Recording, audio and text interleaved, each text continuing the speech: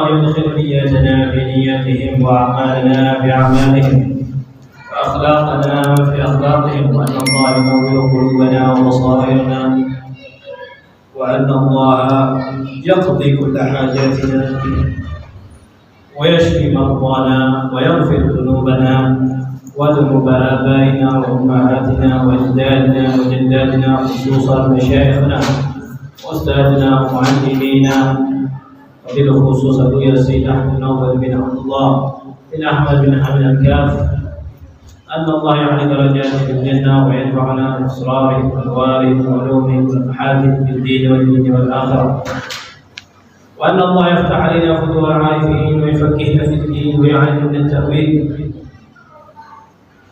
على هذه النية وكل نية صالحة ببركة هذا الكتاب وكتب الأئمة على هذه النية وكل نية صالحة إلى حضرة النبي محمد صلى الله عليه وسلم بسر الفاتحة.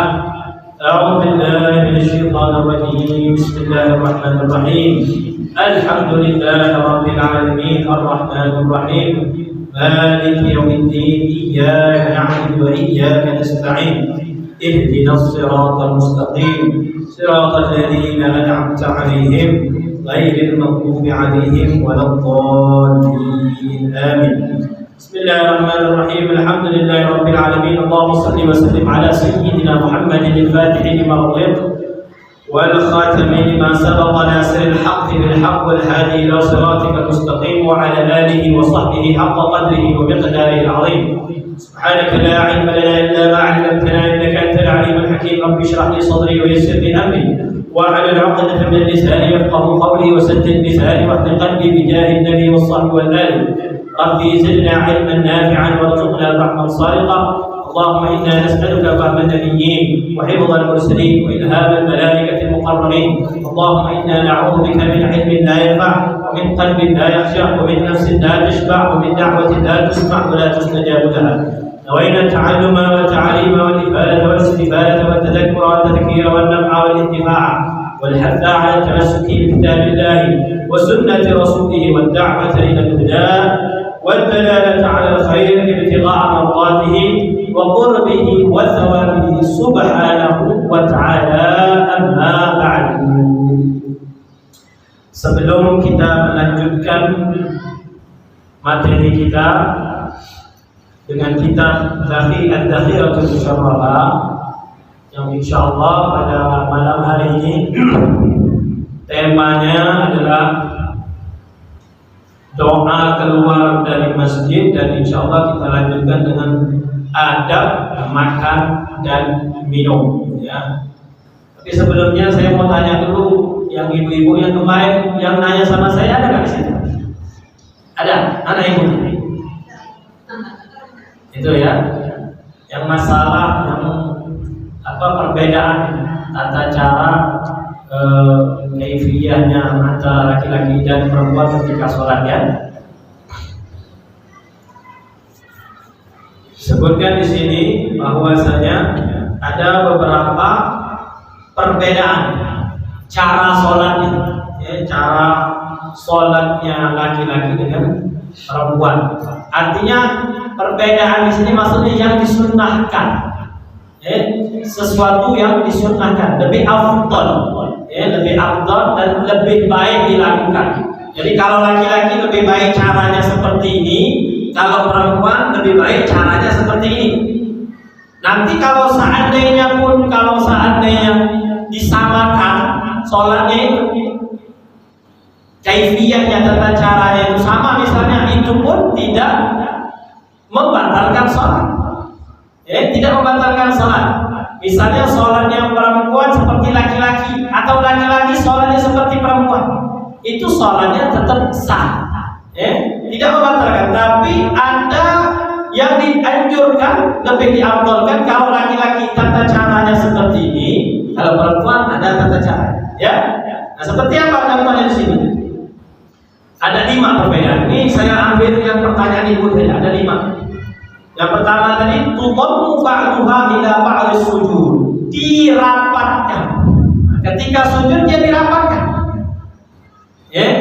Kalau seandainya laki-laki dilemparkan sedikit, tapi kalau perempuan dirapatkan. Nah, jadi ketika sujud tuh kalau laki-laki dia makruh, jadi sholatnya makruh kalau laki-laki dinempelkan semua tingginya, dinempelkan ke lantai semua ketika sujud. Ya, kalau laki-laki. Tapi kalau perempuan justru disunnahkan. Nah, perbedaannya ya. Jadi berbeda. Tapi apakah batal? Enggak. Tapi apakah ini afdal? Itu tidak afdal. Ya, tapi tidak afdal. Kalau seandainya laki-laki seperti ini, perempuannya malah seperti ini, kebalikan. Nah sekarang bagusnya bagaimana? Bagusnya laki-laki dilemparkan, diangkat ininya, ya. Sedangkan perempuan dirapatkan. Nah, ada nggak dalilnya kemarin? Ada dalil. Diriwayatkan dari Sunan Al-Baihaqi, ya. Diriwayatkan oleh Sunan Al-Baihaqi.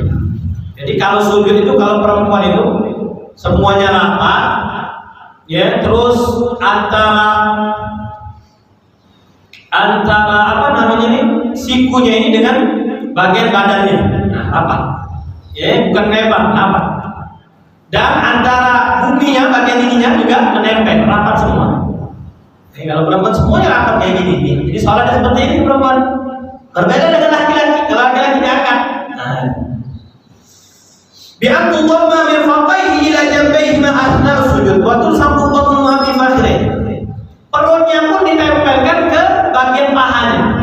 Nah, rapat, betul-betul rapat dia. Berbeda dengan perempuan.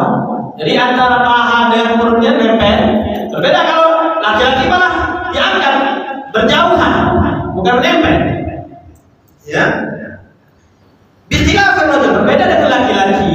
Nah, kalau perempuan ini ya rapat, nah, jadi rapat, buat melempar, seperti orang push-up. Nah, tidak pantas. Makanya di sini disebutkan oleh Imam Al-Baihaqi bahwasanya Rasulullah Shallallahu Alaihi Wasallam marra ala imra'ataini tusalliyan. Rasulullah pada suatu hari melihat ada dua perempuan sedang sholat. Nah, dua perempuan sedang sholat. Dilihatnya ada yang kurang bagus yang dilihat oleh Rasulullah Shallallahu Alaihi Wasallam.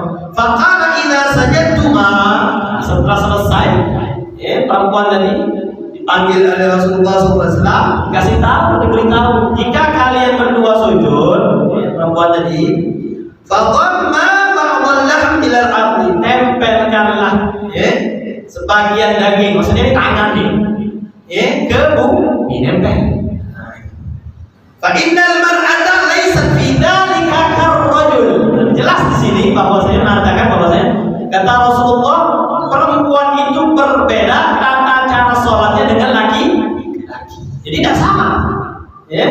Jadi ada dalilnya disebutkan ya di dalam Sunan Al-Baihaqi.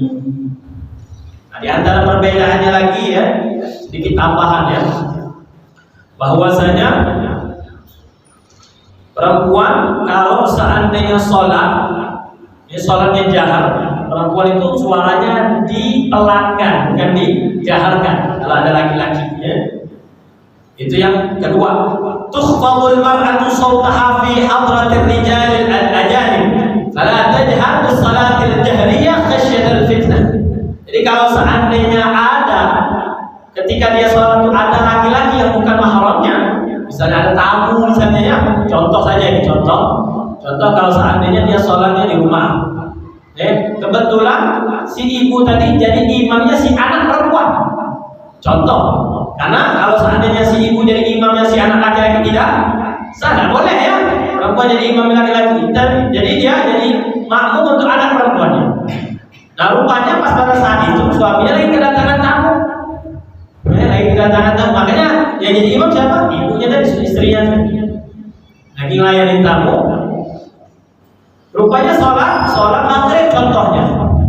Nah, si ibu tadi tidak disunnahkan dia baca Bismillahirrahmanirrahim. Kenapa? Karena takut kedengaran yang bukan mahramnya tadi, tamu tadi. Nah, ya berbeda dengan laki-laki. Laki-laki tetap disunnahkan jahar. Tetap disunnahkan sholat maghrib jahar Bismillahirrahmanirrahim. Ya. Berbeda dengan berapa? Nah itu yang kedua perbedaannya antara laki-laki dan perempuan. Juga kalau seandainya perempuan mau mengingatkan imam yang lupa atau keliru, ya, kalau perempuan mengingatkan imam yang keliru pakai apa? Laki-laki biasanya pakai apa kalau ada yang lupa? Hah? Subhanallah katanya ya. Bukan Pak salah Pak Imam salah, batal itu ya sholatnya ya. Misalnya lagi dengar nih, kita yang jadi makmum dengar imam salah bacanya dengar. Pak Imam salah Pak Imam, batal sholat kita ya. Cara ingatnya apa? Subhanallah itu laki-laki. Subhanallah kalau yang laki-laki. Tapi kalau perempuan jangan ngomong subhanallah keliru. Bukan subhanallah kalau perempuan. Kalau perempuan apa? Nah, tepuk. Bukan kayak gini ya. Batal kalau kayak gini. Tepuknya seperti ini. Jadi bukan diangkat. Jadi ini saja nih. Nah, berarti ya karena softnya perempuan itu berbeda dengan softnya laki-laki. Ya, softnya perempuan berbeda dengan softnya laki-laki. Kalau softnya perempuan berdempetan, imam sampai di sini. Nah, kalau laki-laki maju dia. Kalau perempuan seperti saya, nggak terlalu jauh. Contohnya misalnya ini imam perempuan, nah di sini makmum perempuan. Nah, bukan di sini, ya sini. Terus nanti macam. Nah, itu berbeda kalau yang laki-laki. Kalau laki-laki kalau datang nih makmum yang kedua dia mundur. Nah, ya baru diisi. Kalau perempuan tidak, terus dia seperti ini. Nah, jangan terlalu jauh. Nah, itu perbedaan softnya, ya.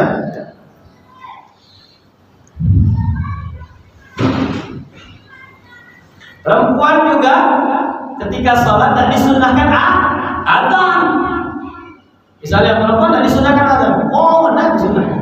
Tapi tetap disunahkan qomat, tetap disunahkan qomat ya. Itu perbedaan laki-laki dan perempuan ketika sholat. Itu juga ketika apa? Auratnya perempuan ketika sholat itu ibu tahu nggak auratnya? Auratnya perempuan ketika sholat apa saja?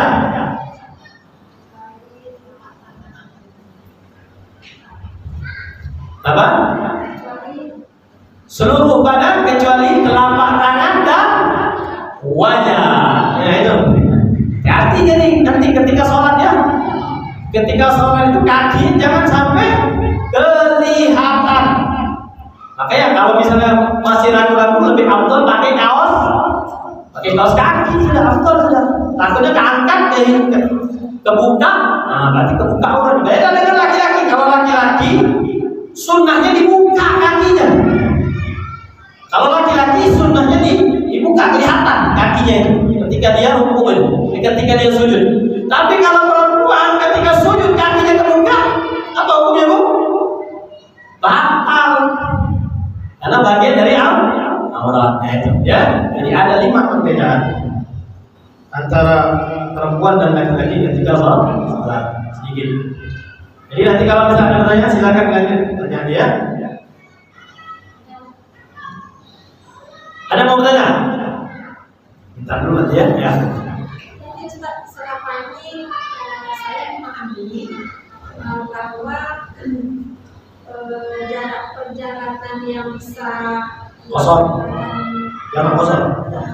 Safir berarti ini. Yang safir itu kan ada perbedaan. Memang ada yang bilang 80 kilo, ada yang 100. 120, 130. Itu Hanafi.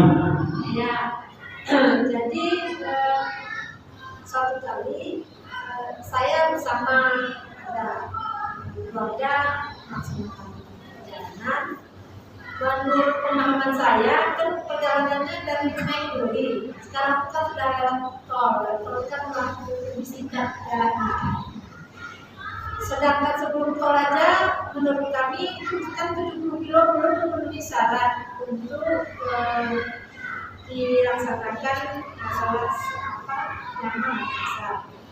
Nah, tapi waktu itu saya lihat ketika sholat asar dia tidak sholat. Saya tanya ke istrinya, kok tidak sholat?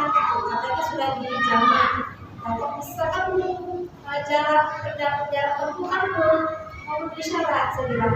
Katanya dihitungnya bolak-balik Pak Ustaz. Tapi memang waktu itu perjalanan itu dalam satu hari bolak-balik. Jadi dihitungnya jarak tempuh yang bolak-balik itu dinilai sudah memenuhi syarat. Nah, gimana sebenarnya Pak Ustaz? Kalau cara menghitungnya jaraknya itu dengan pulang pergi itu keliru. Tapi kalau untuk masalah jamaknya sendiri ada berbeda pendapat. Nah, ya. Untuk jamaknya bukan qosornya, jamaknya. Jamak itu sholat dua waktu dijadikan satu waktu. Kalau qosor asalnya 4 rakaat jadi 2 rakaat. Jadi ada sholat jamak qosor, ada sholat jamak, ada sholat qosor. Nah, itu beda ya. Jadi nanti apa namanya ada sedikit perbedaan. Ya. Nah, untuk diperbolehkannya sekarang masalah diperbolehkannya seseorang itu untuk menjamak bukan mengqosor ya.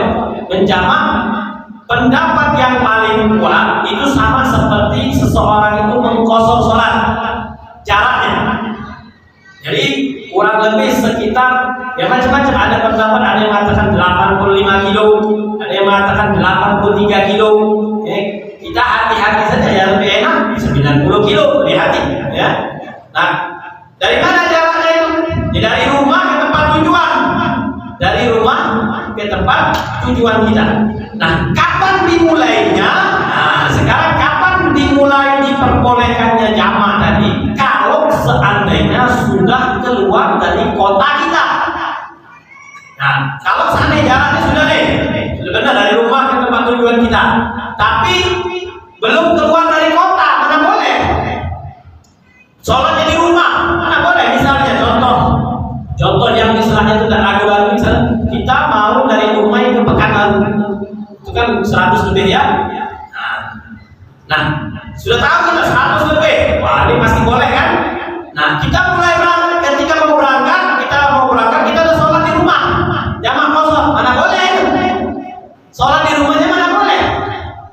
Kenapa? Karena waktu diperbolehkan jamak qosor itu kalau seandainya sudah keluar dari batas kota rumah. Nah, kalau sudah keluar baru boleh. Nah, ini kadang ada juga sebagian keliru, dia sholatnya di rumah. Kenapa? Jaraknya jauh, katanya. Oh, sudah boleh jamak qosor. Ini keliru juga. Ya, jadi harus keluar dulu. Ya, misalnya contohnya habis rumah apa? Misalnya Duri. Nah, Duri dia boleh sholat.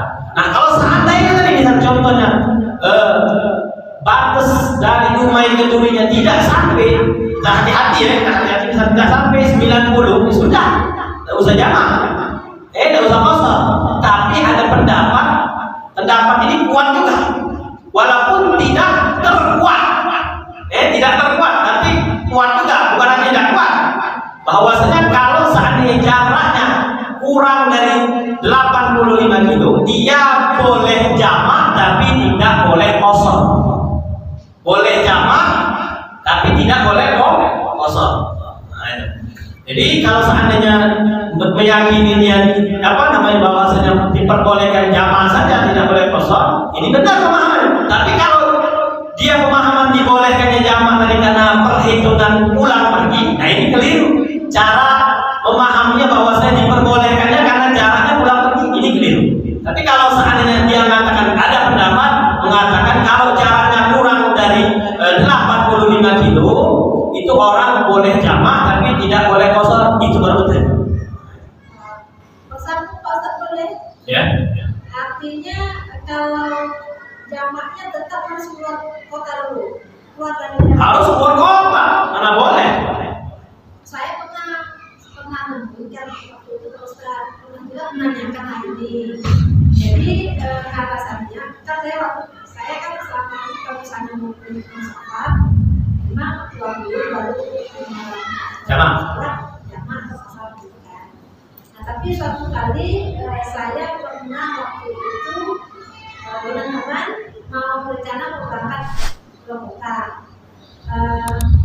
Kan malam Pak Ustaz malam, jadi sambil menunggu dijemput, saya belum sholat isya, tapi teman saya ini dia sudah di jamaknya, walaupun tidak di kasar, dengan alasan kata berencana akan keluar Jadi tata cara seperti itu keliru, pemahaman seperti itu keliru. Jadi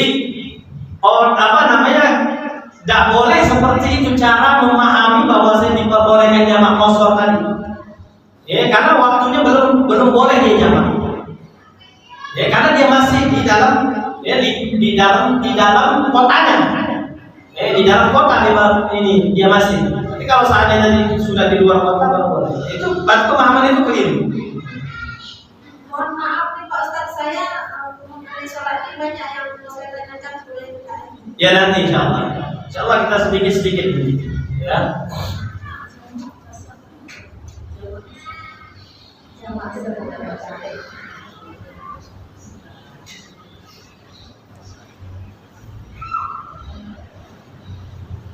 Bismillahirrahmanirrahim.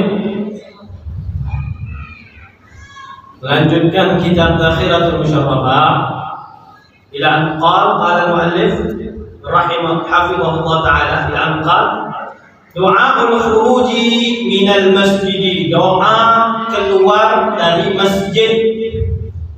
Minta maaf ada lupa terus kirim doa-doa ini ya. Disunnahkan qaddimil yusra. Nanti kalau misalnya kita mau keluar masjid, ya, jangan lupa qaddimil yusra, dahulukan kaki kiri. Dahulukan kaki kiri. Bal yanbaghi taqdimul yusra fi kulli intiqalin min makanin ila makan adwal minhu. Bahkan disunnahkan kaki kiri ini ketika keluar itu dari tempat yang asalnya mulia ke tempat yang tidak mulia. Contohnya misalnya kita dari rumah, dari rumah mau keluar, nah itu dahulukan kaki kiri. Jadi keluar rumah itu dahulukan kaki kiri, bukan kaki kanan. Nah, perhatikan sekarang kaki kita jangan nyelonong lagi dong.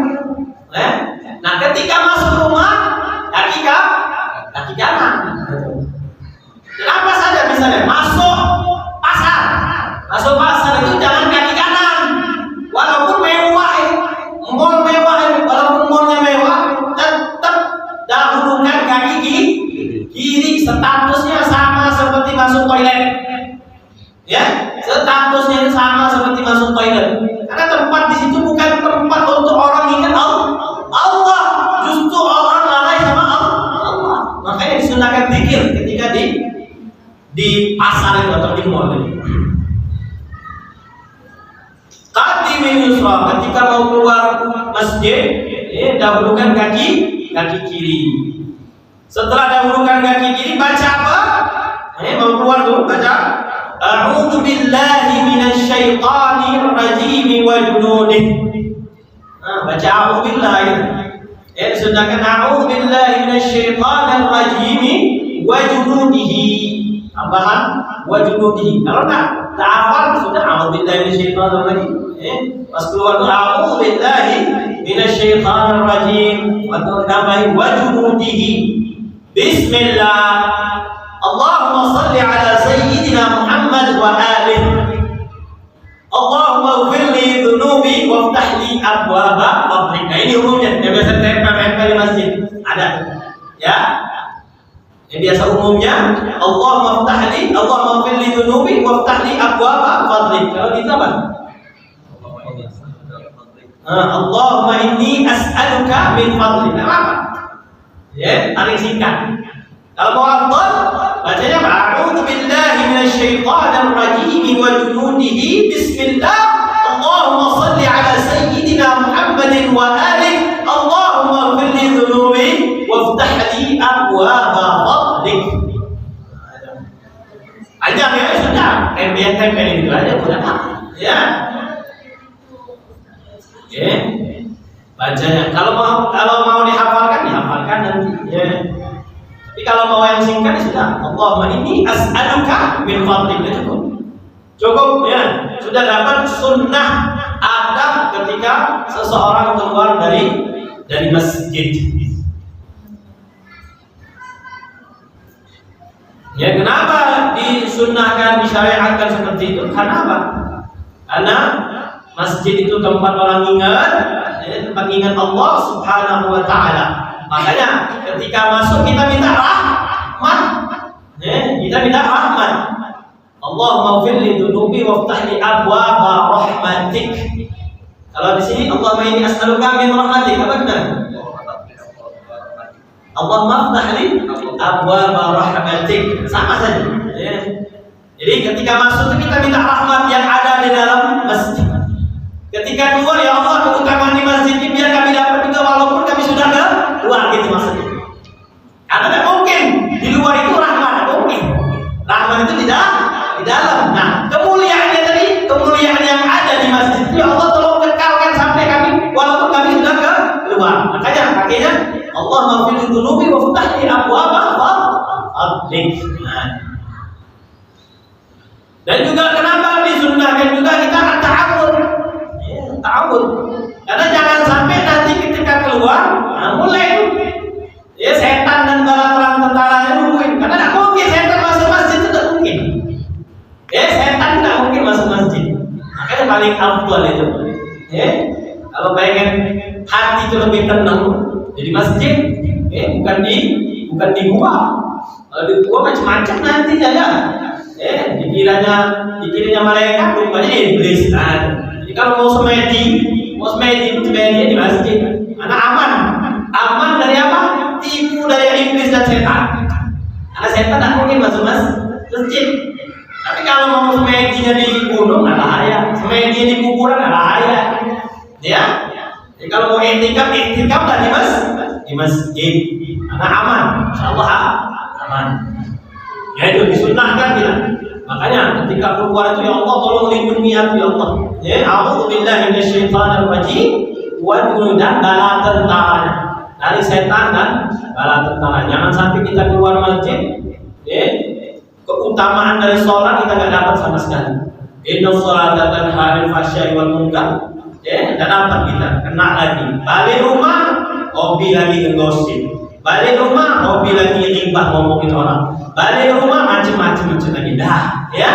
Ketika pulang tuh hati itu damai, tenang, senangnya istighfar, senangnya sholawat. Enak pulang dari masjid. Bukan pulang dari masjid gatal. Dari tadi tidak sempat ngomong. Pengen ngomong di kodok semua di masjid. Ya. Jangan. Nanti keutamaan dari masjid ini nggak dapat sama sekali, rugi kalau seperti itu. Berarti ini sholatnya cuma surahnya saja. Apa surah itu? Gambarnya saja. Kelihatannya sholat, tapi hakikatnya dia tidak sholat. Kenapa? Pulang bukan ditambah baik. Pulang itu cuma nunggu waktu jeda saja. Habis itu ya lanjut lagi. Ada seperti itu, ya. Nah, setelah kita membahas tentang doa keluar, doa masuk dan keluar masjid, lanjut lagi adab ketika makan dan minum, ya. Adab ketika makan dan minum. Doa ibtida'il ta'am, doa memulai makan, doa memulai makan. Bismillahirrahmanirrahim, ya. Bismillahirrahmanirrahim, doanya itu dimulai dari basmalah dulu, ya. Allahumma barik lana fima razaqtana warzuqna khairan minhu, atau yang biasa dipakai waqina adzabannar, silakan, ya. Mau dipakai waqina adzabannar, silakan. Atau mau ditambahin waqina adzabannar warzuqna khairan minhu juga tidak apa-apa, lebih bagus juga, ya. Sama saja, ya. Tidak ada perbedaan, sama saja. Allahumma barik lana fima razaqtana waqina adzabannar atau warzuqna khairan minhu. Kalau misalnya doanya waqina adzabannar, ya Allah, berkahilah apa yang Engkau berikan kepada kami dan tambahlah rezekinya tadi. Warzuqna wa barik lana, berkahilah apa yang sudah Kau rezekikan, Kau berikan kepada kami. Waqina adzabannar, dan jauhi kami dari api neraka. Itu yang biasa kita baca. Atau mau ditambah doanya Allahumma barik lana fima razaqtana warzuqna khairan minhu. Ya Allah, berkahilah apa yang telah Kau rezekikan, yang Kau berikan kepada kami, dan ya Allah berikanlah lagi nantinya yang lebih baik Biasanya makan tempe, ya Allah nanti pengennya makan yang lebih enak apa? Allah. Besoknya ya Allah, kalau sehari mudah-mudahan habis telur apa? Ayamnya, habis ayam apa lagi terus? Nah, apa minta sama Allah Subhanahu wa Ta'ala. Ya, jadi doanya Allahumma barik Bismillahirrahmanirrahim. Allahumma barik lana fima razaqtana warzuqna khairan minhu, atau Allahumma barik lana fima razaqtana warzuqna khairan minhu wa qina adzabannar. Nah sekarang kalau saya tanya, pernah nggak baca doa ketika minum susu? Doa minum susu. Doa minum susu. Apa doanya? Karena Rasulullah itu senang sama susu ya. Rasulullah itu senang susu. Ketika Isra Mi'raj itu ditawari 2 gelas. Ketika Isra ditawari satunya susu, satunya khamar. Rasulullah ambil susu. Hanya agamanya Rasulullah itu murni suci. Tidak terkotori. Jadi kalau seandainya doa, kalau seandainya minum susu, ya sama doanya sama seperti makan. Allahumma barik lana fima razaqtana wazidna minhu, tambahi wazidna minhu. Itu ya. Allahumma barik lana fima razaqtana wazidna minhu. Nah itu doanya. Ya. Diriwayatkan dari Sayyidatuna Aisyah. Siapa itu Sayyidatuna Aisyah itu? Ummul Mukminin, ya. Ibunya orang-orang mukmin, istrinya Rasulullah sallallahu alaihi wasallam. Hadis Sayyidati Aisyah radhiyallahu anha atau anhuma, qala Rasulullah sallallahu alaihi wasallam, kata Rasulullah, "Idza akala ahadukum," jika di antara kalian ingin makan, falyadhkurillaha ta'ala fi awwalihi, jangan lupa ingat Allah. Maksudnya zikir, maksudnya ingat Allah, baca Bismillahirrahmanirrahim. Ya.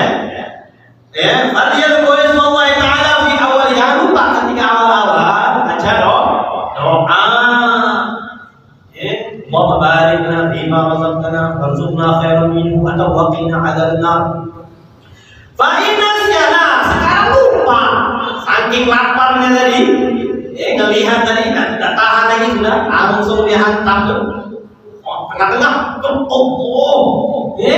baca doa nih. Nah, fa'inna siya, kalau seandainya lupa, ketika di awal tadi, Allah Ta'ala fi awali, ketika di awal-awal tadi lupa dia, falyaqul bismillahi awwaluhu wa akhiruhu. Lagi makan lupa, ya. Allah tadi lupa makan, lupa baca doa maksudnya, bukan lupa makan. Makan atau lupa? Doanya lupa biasanya. Ya, lupa baca doa makan tadi. Nah, ketika lupa baca doa makan, bukan Allah membaring lagi. Lebih afdal apa? Bismillahi awwaluhu wa akhiruhu. Nah, Bismillahi awwaluhu wa akhiruhu. Itu ada caranya. Wakul biyaminika, makan dengan tangan kanan, makanlah dengan tangan kananmu. Wa mimma yalika, nah ini ada yang sudah lupa kita, sunnah yang sudah banyak orang tinggalin. Sunnah ini apa? Wakul mimma yalika, wa mimma yalika, makan apa yang di depan. Apa yang ada di hadapan, bukan yang jauh. Itu bukan adab, itu bukan sunnah seperti itu. Ya, kalau mau izin boleh nggak nih? Karena ini habis semua nih, habis bibir nih. Itu saya. Jadi jangan langsung main copot kayak gini, dah. Ya, makanlah apa yang tersedia di hadapanmu. Itu adab yang diajarkan oleh Rasulullah SAW. Jangan main copot. Itu ya, bagus ya seperti itu. Ya, apalagi kalau seandainya prasmanan macam-macam tuh kan. Sana dorong sini. Dia sabar, sabar makan. Wala ta'ibit ta'am. Nah ini juga, jangan mencela makanan. Nah ini kadang kita lost control nih.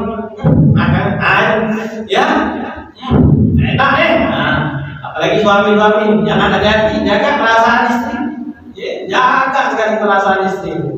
Makanya Rasulullah itu pernah suatu hari itu makan, ini adatnya Rasulullah. Adatnya Rasulullah SAW, kebiasaannya Rasulullah itu kalau makan pasti ngajak orang. Tidak mungkin Rasulullah itu monopoli sendiri makan. Ya, ketika Rasulullah dihadiahkan seorang tadi ngelihat, ya, kebiasaan Rasulullah pasti ngajak makan.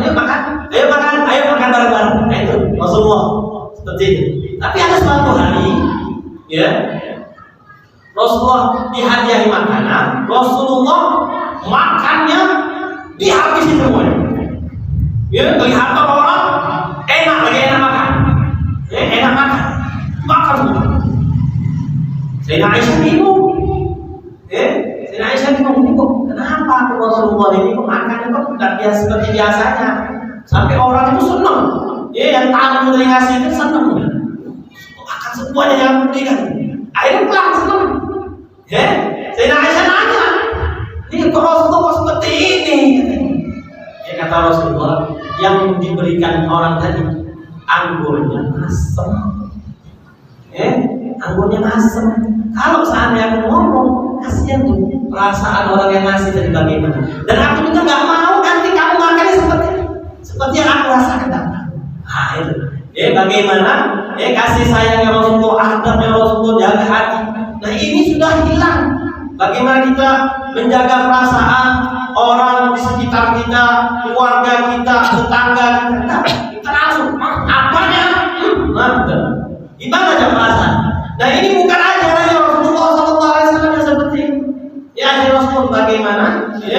Jabat batin menjaga perasaan orang-orang. Makanya orang yang di sekitar Rasulullah itu pasti bukannya cintanya biasa-biasa saja. Lihat Rasulullah tambah cinta, pertemuan berikutnya tambah cinta lagi. Makanya seperti itu sahabat. Melihat Rasulullah itu tambah cinta, bukan cintanya. Nah gitu ya, tambah cinta. Naik terus tingkat cintanya. Karena yang dilihat mereka itu betul-betul semuanya ada, semuanya kasih sayang, semuanya tata krama. Nah itu Rasulullah SAW. Nah kita sayangkan kaum muslimin yang sendiri, yang katakan kaum muslimin jauh dari apa yang dibawa oleh Rasulullah SAW. Makanya wajar kalau seandainya ada orang yang di luar Islam melihat Islam itu wajahnya menakutkan. Kenapa? Karena Islamnya sendiri, Muslimnya sendiri tidak membawa, tidak mengamalkan apa yang dibawa oleh Rasulullah SAW. Makanya tugas kita sekarang, bagaimana mengharumkan agama yang telah diharumkan oleh Rasulullah SAW. Jangan sakit maaf, jangan mencaci makanan itu. Jangan. Kalau seandainya memang nggak bisa, dan kuat misalnya, nggak tahan, nggak enak, kita tinggalin. Jangan dicela. Jangan dicela. Makanya di sini disebutkan innal muslim, sesungguhnya seorang muslim mutamayyizun. Itu istimewaan seorang muslim itu apa? Seorang muslim dikatakan dia istimewa bittiba'ihi li nabiyhi Muhammadin sallallahu alaihi wasallam. Karena mereka itu selalu mengikuti apa yang dibawa oleh Nabi Muhammad sallallahu alaihi wasallam. Nah ini baru muslim yang istimewa. Muslim yang istimewa seperti ini. Kalau seandainya dia mengikuti betul-betul mengikuti sunnahnya Rasul, bukan separuh-separuh, bukan sepotong-sepotong, bukan sesuai selera. Tidak sesuai selera. Kalau ini akan cocoknya, kalau ini tidak cocok. Nah, seperti itu. Muslim yang sempurna adalah Muslim yang betul-betul semua yang dipakai oleh Rasulullah, dicontohkan oleh Rasulullah SAW, diikuti sama dia. Fala yakunu mithlul kafir fi amali. Jangan sama kita dengan orang kafir dalam perbuatan. Berbeda aqwali dalam ucapan. Nabi Muhammad bagaimana perbuatannya, ucapannya, wa jami'i ahwali, dan seluruh keadaannya Rasulullah sallallahu alaihi wasallam. Fa innal kafir la qudwata. Tidak ada yang pantas dijadikan contoh kalau orang kafir. Orang kafir tidak pantas dijadikan contoh. Siapa yang paling pantas dijadikan contoh? Nabi Muhammad sallallahu alaihi wasallam. Segala kesehariannya Rasulullah SAW itulah contoh yang terbaik. Makanya disebutkan apa? Laqad kana lakum fi Rasulillahi uswatun hasanah liman kana yarjullaha wal yawmal akhir wa dzakarallaha katsiran. Sungguh kata Allah Subhanahu wa taala, di antara kalian itu ada utusan Allah Subhanahu wa taala yang menjadi suri tauladan yang terbaik. Suri tauladan yang terbaik. Kadang Rasulullah SAW itu ketika disuguhi salah satu istrinya itu makanan itu biasa saja, tapi dipuji oleh Rasulullah SAW. Dipuji oleh Rasulullah. Kadang asin dipuji, kadang ini dipuji. Makanya Rasulullah SAW selalu memberikan senyum kepada orang-orang yang ada di sekitar. Bukannya orang duduk sama Rasulullah tidak nyaman. Bukannya orang yang duduk sama Rasulullah gelisah. Bukan orang yang duduk sama Rasulullah jadi sedih, jadi marah. Tidak, pasti damai, tentram, senang, gembira. Karena sifatnya Rasulullah SAW tidak akan pernah mengecewakan orang yang berada di sekitar. Itu sifatnya Rasulullah SAW. Liman kana yarjullaha wal yawmal akhir. Maka jangan sampai kita meninggalkan sunnah-sunnah, adab-adab yang dibawa oleh Rasulullah SAW. Makanya walam yatruk Nabiuna sallallahu alaihi wasallam syai'an illa wa 'allamna iyyah. Nabi Muhammad sallallahu alaihi wasallam tidak meninggalkan sedikit pun kecuali sudah diajarkan oleh Rasulullah SAW. Tidak ada di agama yang lain sampai sedetilnya mengajarkan adab tata cara bagaimana kita di kamar mandi.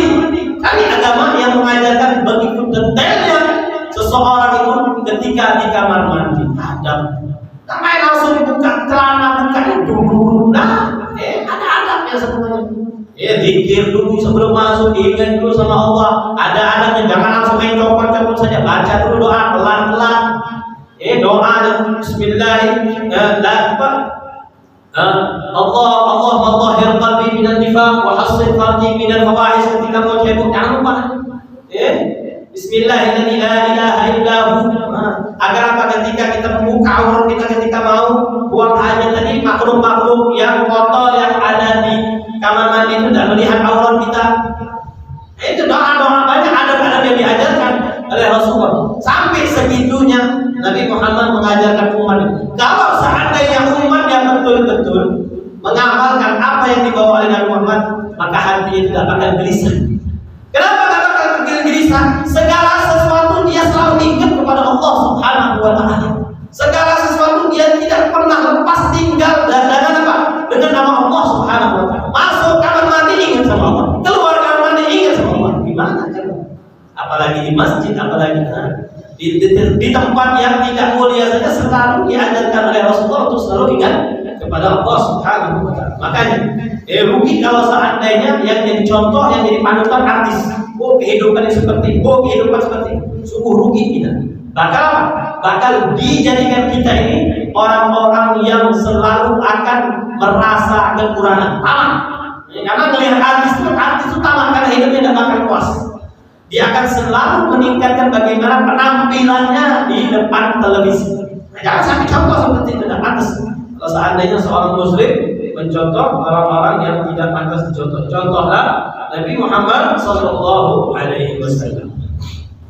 Jangan lupa kata Rasulullah Sallallahu Alaihi Wasallam, makanlah dengan tangan kanan, jangan tangan kiri. Kenapa? Kata Rasulullah, diriwayatkan dari Abdullah bin Umar, "Idza akala ahadukum," kata Rasulullah, kalau seandainya kalian makan, falyakul biyaminih, makanlah dengan tangan kanan. Wa idza syariba falyashrab biyaminih, kalau seandainya minumlah dengan tangan kanan.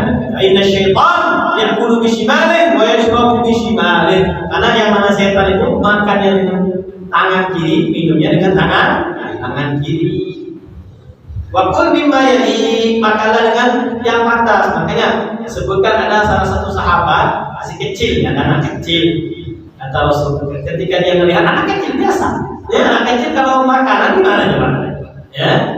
Pengen yang apa yang dia sukai. Maka kata Rasulullah, ya udah, wahai anak kecil, kalau makan itu sambillah, jangan lupa baca bismillah. Jangan lupa baca bismillah. Wa kul biyamin, makannya dengan tangan kanan. Wa kul bimma yali, makanlah apa yang ada di hadapanmu. Nah, kalau sahabat, walaupun kecil, walaupun masih muda, dengar yang ngomong Rasulullah langsung kan. Famazalat tilka ni'mati ba'du. Dengar kayak gitu, sahabat yang tadi masih kecil tadi tidak pernah meninggalkan apa yang telah diwasiatkan oleh Rasulullah Sallallahu Alaihi Wasallam. Jadi itu diantara adab-adab makan dan bagaimana seharusnya kita ketika kita melihat makanan, dan jangan mencaci menghina makanan. Fa'in a'jabka akan tabi'uhu wa in lam tu'id taraktahu. Kalau seandainya suka, maka kalau suka ya sudah. Tidak usah sampai mencaci. Wallahu a'lamu bis-shawab. Ada pertanyaan seputar pembahasan ini? Atau ada pertanyaan lain? Boleh silakan.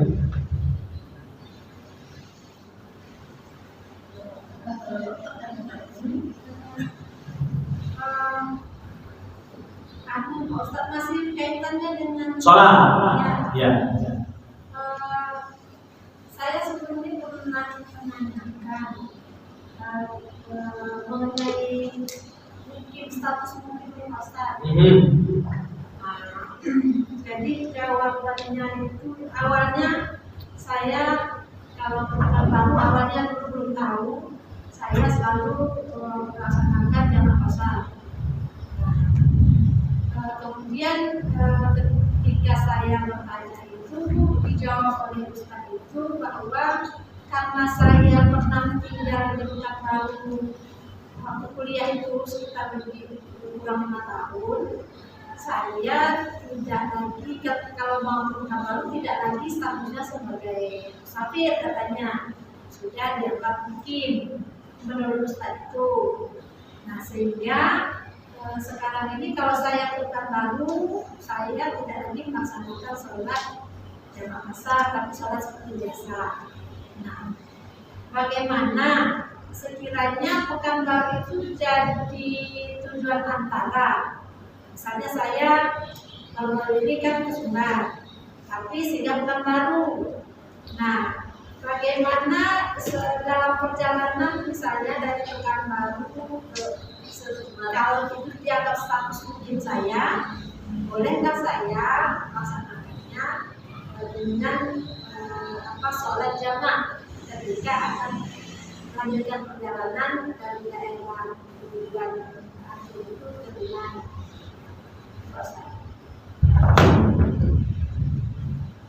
Ada istilah yang namanya musafir, ada istilah mukim, ada istilah mustautin. Kita harus tahu dulu istilah ini, jadi nggak akan sembarangan memberikan fatwa. Orang yang namanya musafir, orang yang sedang dalam perjalanan. Musafir, orang makanya dari kata safaro yusafiru safar, orang yang sedang bepergian. Makanya ketika kita bepergian, ketika berangkat ke pasar itu kita musafir, bepergian. Tapi apakah bepergiannya nanti boleh jamaah pasar? Nanti dulu. Nah, orang yang namanya istilah musafir, ada yang namanya mukim. Mukim itu adalah orang yang tinggal di suatu tempat, tapi tinggalnya tadi tidak untuk selamanya. Karena suatu saat dia bakal kembali lagi ke tempat asalnya, itu namanya mukim. Itu yang namanya mukim. Kalau mustautin, kalau bahasa sekarang ini orang yang sudah mempunyai KTP daerah tersebut, nah, itu mustautin. Jadi bukan artinya mustautin harus orang lahir di situ dikatakan mustautin, tidak. Orang yang mustautin dia sudah menjadikan daerah tempat dia sekarang itu dia tidak bakal bepergian lagi, kecuali ada saat-saat tertentu saja dia bepergian. Tapi dia tinggalnya sudah tidak bakal pindah ke tempat daerah asalnya lagi. Nah, itu namanya mustautin. Jadi mustautin bukan harus dia lahir di situ. Contoh misalnya saya lahir di Palembang, tapi saya di sini sudah menjadi KTP saya di sini, maka saya bukan mukim lagi, saya sudah jadi mustautin. Kenapa? Karena saya tidak bakal pindah lagi. Kalaupun ke Palembang itu bukan karena saya mau balik, tapi cuma untuk singgah saja, ziarah saja, berkunjung, bersilaturahim. Kenapa? Karena tempat saya tinggal sekarang sudah di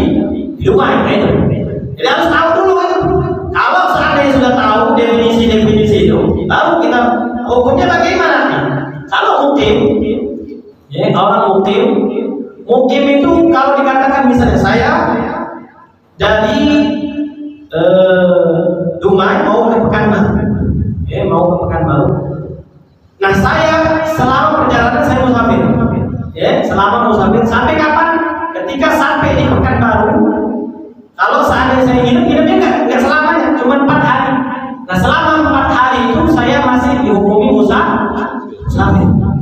Selama 4 hari. Artinya kalau seandainya 4 hari, di Pekanbaru itu saya boleh jamak dan qasar karena statusnya masih musafir. Tapi kalau seandainya besoknya hari kelima saya sudah dihukumi mukim. Nah, kalau seandainya saya lebih dari 4 hari sudah dikatakan mukim. Jadi kalau seandainya mukim nggak boleh lagi jamak dan qasar. Jadi seperti itu hukumnya. Jadi walaupun pernah tinggal di sana, tetap dikatakan musafir. Tapi kalau seandainya tinggalnya seminggu misalnya, seminggu itu kalau seandainya kita sudah niat tinggal seminggu, dari sini dari berangkat kita sudah niat tinggal seminggu. Nah, kalau seandainya seperti itu baru dikatakan mukim. Jelas Bu ya?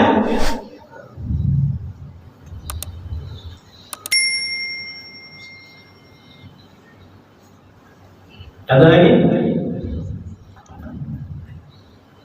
Cukup? Ya, silakan. Soal adab sama ada makanan minum. Kadang kita lagi makan ini, kira ada kemungkinan kita tersedak atau apa kan? Kita masih makan dengan tangan kanan. Kita harus minum apa? Kita memang harus tangan kanan ini atau kita menggunakan tangan kiri tapi kita tunggu. Iya. Kalau seandainya tangannya kotor misalnya, misalnya gelas nih, tangan kanan kotor.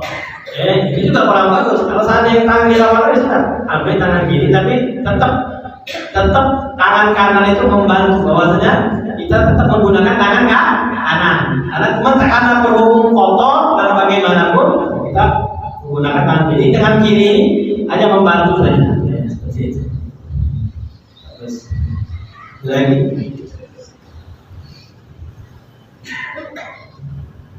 Cukup ya?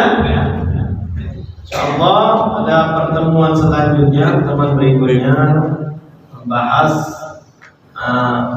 doa setelah makan. Atau kita singkat saja nih. Cukupkan saja ya. Allahu a'lamu bis-shawab. Subhanakallahumma wa bihamdika asyhadu an la ilaha illa anta astaghfiruka wa atubu ilaik. Assalamualaikum warahmatullahi wabarakatuh.